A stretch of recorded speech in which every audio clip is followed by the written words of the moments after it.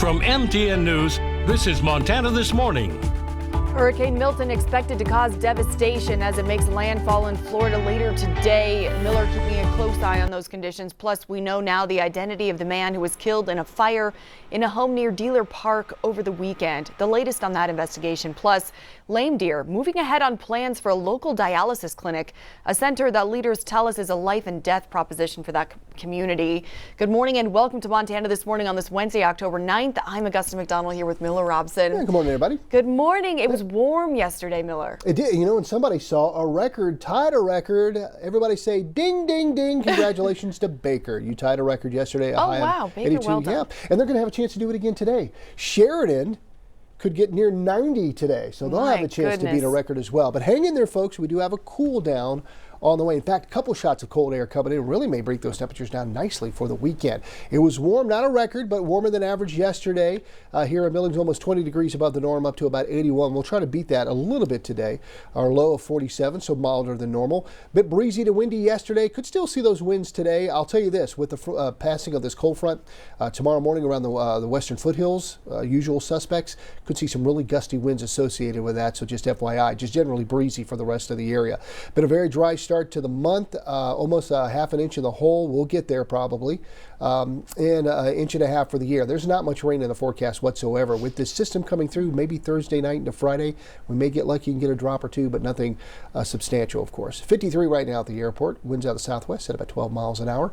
40s and 50s as we wake up this morning. Here, a pretty quiet start, but boy, not the case down there in Florida as Milton has weakened just a bit. It's now a Category 4 hurricane, still very powerful, expected to be a 4, maybe a 3 by the time it makes landfall late tonight, early tomorrow morning around Tampa. Say a prayer for those folks because it's about to get very, very nasty. Okay, Miller, thank you so much for keeping an eye on that. And like he was saying, more than a dozen counties in western Florida are under a mandatory evacuation order this morning. State officials are warning that Hurricane Milton could be a once-in-a-century powerful storm when it makes landfall. The National Weather Service says this storm, which is set to hit sometime tonight or early Thursday, will be historic with at least a 10-foot storm surge, life-threatening winds coming with that, and catastrophic flash flooding. CBS's Nicole Valdez is in Fort Myers, Florida, with more on how residents are preparing for their second major hurricane in just 2 weeks.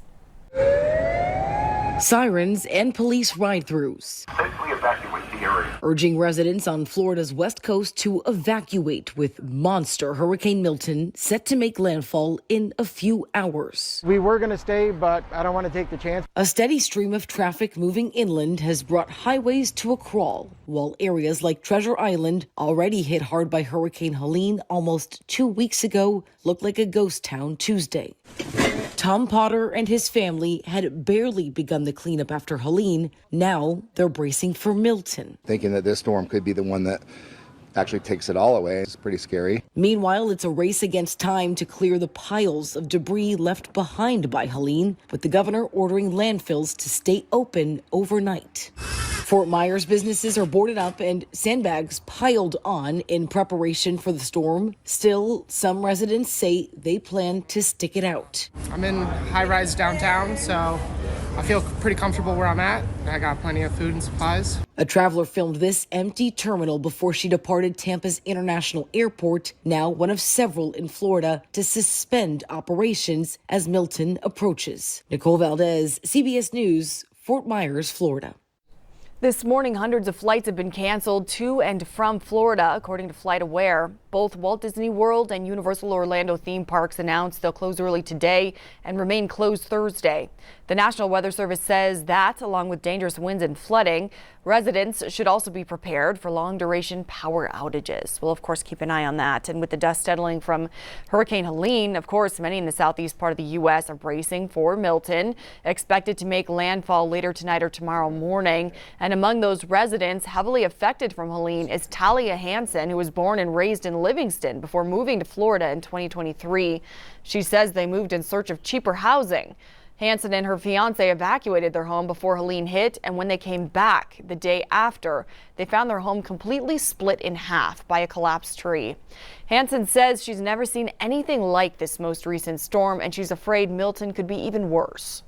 Seeing just like the demolishment of a lot of the things that you worked really hard for and you've made like life changes for, It's pretty heartbreaking. We're tired. I mean, we're all really tired of it. Things are just starting to get back to normal. And now the looming threat, the imminent danger that comes with a storm like that. As of now, Hanson's home is projected to be just outside of the storm's path, something she desperately hopes to stay the same. And firefighters continue to make progress on the elk fire in Sheridan County. Growth has been limited over the past couple of days, though we now know the total acreage is over 75,000 acres. That blaze is being battled by more than 8,000 firefighters, and new this morning we know it has increased from 10% to 16% containment. The southern part of that fire remains a top priority for crews. Their containment line on the northeast side of the fire is holding, so they're focusing on the south side. Firefighters also built on the eastern side of the fire, and it's good news for evacuation notices. Some are now downgraded, like on Slack Road near the Montana border. The fire again now at 16% containment. But of course, all of this comes after 2 homes in the Horseshoe subdivision were lost in the fire.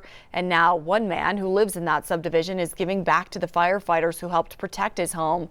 Our Haley Monaco is in Wyoming with this story. In times of devastation, communities come together, and Sheridan County is no different. Neighbors helping neighbors as they battle the elk fire together.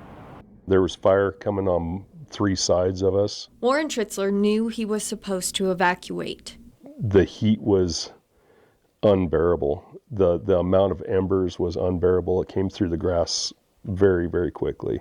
But he couldn't just leave everything behind. I thought we were going to lose everything we built for 30 years. I did what everybody else would do, which is protect your own. Fighting the fire as it came feet from his home. His saved, but 2 neighbors here in the Horseshoe subdivision weren't as lucky. Wall of fire is all I can say. I continued to spray down here until I saw the explosion of one of the houses that lost their transformer, one of the houses that we lost. He owns 2 gas stations and now wants to give back to the volunteers risking it all. We started a fuel fund at our gas stations to make sure the guys in blue jeans were actually getting fuel put in their vehicles, because they're doing it all on good faith and helping their community. And he's not alone. Patricia K. Wood, owner of the Parkman Bar, has been working since day 1 to help. And that's what my intent was from the beginning, is just to focus on all of the volunteer areas, the local ranchers, our local community, because those are the blue-collar people of the world that we actually live in. Gathering donations of food, water, and money for volunteers as they battle the flames. I wanted everybody to know that the outreach that I have had from those individuals that we actually were able to help, my community, my customers, our friends, our family, they are very grateful. A fire that's taken so much. You know, the impact that the community had to endure, I know it breaks all of our hearts. But support for one another, that's unwavering. They're truly the ones that have your best interest in mind. They're the ones that are working their tails off and leaving their families to come and help. So donate to your local volunteer fire department. In Sheridan County, Haley Monaco, MTN News. Haley, thank you so much. And authorities are seeking the public's help in finding a missing 13-year-old girl from Gary Owen. Suede Burdenground was last seen at her home on Sunday night. But when the family went to wake her up on Monday, she was not in her room. Her family says she has some mental health issues, and now there's concern for her safety. Burdenground, who's 5'4" with brown eyes and hair, was last seen wearing a black hoodie, an anime t-shirt, and purple shoes. Anyone with information is asked to call the Bighorn County Sheriff's Office. And we've got new details now on a deadly house fire in Billings that took the life of a 58-year-old man. The Yellowstone County coroner says the cause of his death still under investigation, but we now know the victim is Paul Bennell Frazier. That fire started around 2:30 p.m. at a home right across from Dealer Park on Sunday. The Billings Fire Department says it began with a small explosion in an upstairs room of the house, but it's unclear what caused the explosion and the fire. Officials still investigating what happened with that. And now this morning, we've got an update on a barrier dividing a Billings Heights neighborhood. A feud bubbled over when a big metal gate was installed in the Richenberger subdivision on Dover Lane. As this issue plays out in court, a judge ruled that gate needs to come down until the matter's resolved, but it's not down yet. Andrea Lutz has more. A barrier breakthrough on Dover Lane. It's been 10 weeks since they put the barricade up. But now the barricade must come down, at least for now. A dispute among neighbors in this quiet county subdivision has now boiled over into court. They want to make it as difficult for us as possible, and they want to disrupt our lives. On one side of the gate lives Callie Lumen and 14 of her neighbors who are suing the subdivision's first phase HOA and other residents on the other side of the gate. It's been closed up until, I want to say it was September 12th, they opened the gate. However, she says that's not the deal handed down by a Yellowstone County District Judge. She granted us the temporary restraining order. It says in there that the gate needs to be taken down and the road needs to be put back the way that it was before. But that hasn't happened yet. The issue stems from a disagreement over subdivision terms.